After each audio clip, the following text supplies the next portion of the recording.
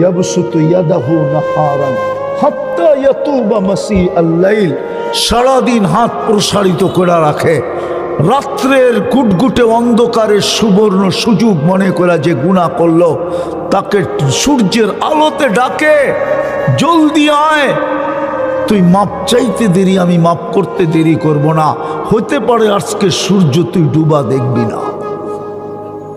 কিন্তু এই মজমায় এক শোনে যে দিনের বেলা হাত উঠায় বলে আল্লাহ মাফ করে, এক জন এই মজমায় নাই, এক যুবক নাই।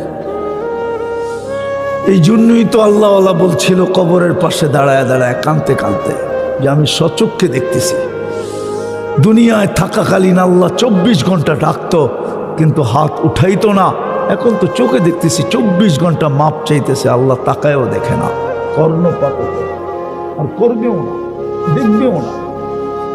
1000 বৎসর পরে বলে দিবে কালুক সাউফিহা ওয়ালা তুকাল্লিমু,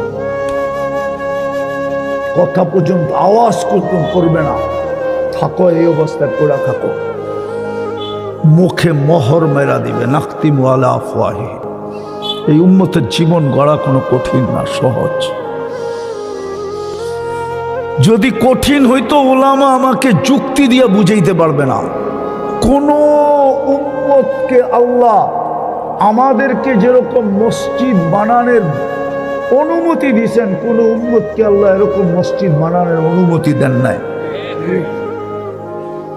কন্ডিশন ছিল মসজিদ বানাইতে পারতো না, এই উম্মতকে শুধু অনুমতি দেন নাই, ঘোষণা দিয়া দিয়েছেন জুইলাত লিয়াল আরদা মসজিদা